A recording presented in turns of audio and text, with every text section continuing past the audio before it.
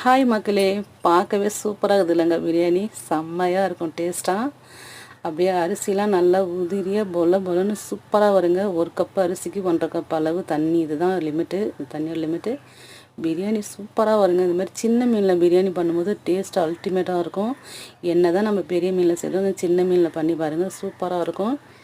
மீனை அரிசி ஊற வச்ச 2 கப்பு அரிசி, தக்காளி, வெங்காயம், பச்சை மிளகாய், எலுமிச்சம்பழம், கொடை மிளகா, இதெல்லாம் வதக்க வேண்டிய பொருட்கள் எல்லாம் வதக்கிக்கலாம். தாளிக்கிற பொருள் பார்த்திங்கனாக்கா, நம்ம பிரியாணிக்கு என்னென்ன போடுவோம், பட்டை, லவங்க, கிராம்பு, இது மாதிரிலாம் பிரிஞ்சி இலை இதெல்லாம் போடுவோம்ல, இது எல்லாமே போட்டு நம்ம தாளிக்கிறதுக்கு வச்சுக்கலாம். இவன் தாங்க ரொம்ப முக்கியம், வறுத்தரைச்ச மசாலா. இவன் தான் அந்த பிரியாணியை டேஸ்ட்டை தூக்கி கொடுப்பான், சூப்பராக இருக்கும். கொஞ்சம் பேரம் பெற்றிங்க.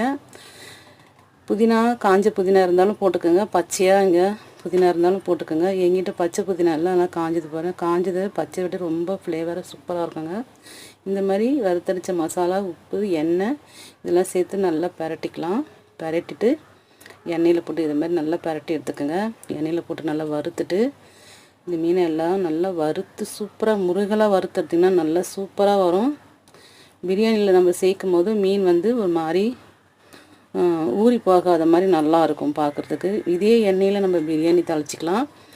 இந்த பிரியாணி எண்ணெயில், இந்த மீன் வறுத்த எண்ணெயிலே பிரியாணி செய்யும்போது தான் பிரியாணி மீனோட அந்த எசன்ஸ்லாம் நல்லா இறங்கி சூப்பராக வரும். தாளிக்க வேண்டிய பொருள்லாம் போட்டு நம்ம தாளிச்சிக்கலாம்.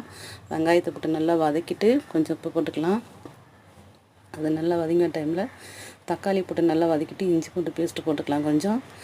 அதை நல்லா வதக்கிட்டு பச்சை மிளகா, கொடை மிளகா, புதினா, கொஞ்சம் தயிர், கொஞ்சம் காரத்துக்கு காஞ்ச மிளகாத்தூள், கொஞ்சம் லெமன், 1 கப் அரிசி 1.5 கப் அளவு தண்ணின்ற மாதிரி நம்ம தண்ணி சேர்த்துட்டு அது கொதித்த பிறகு ஊற வச்ச அரிசியை நம்ம போட்டுக்கலாம்.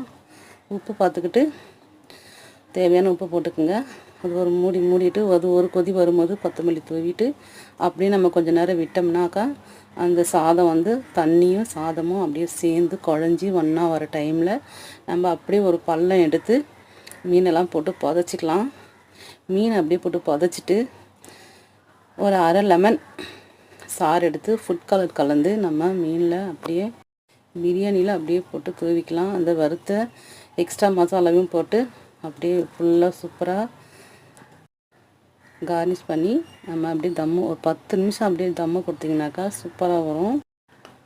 மீனெல்லாம் நம்ம பிரியாணிக்குள்ளே போட்டு நம்ம பண்ணும் போதே 10 நிமிஷம் தம்மை கொடுக்கணும். அதன் பிறகு ஒரு 10 நிமிஷம் தம்மை கொடுத்தா சூப்பரான பால் ஒரு பிரியாணி ரெடிங்க. ட்ரை பண்ணி பாருங்கள் மக்களே, சூப்பராக இருக்கும்.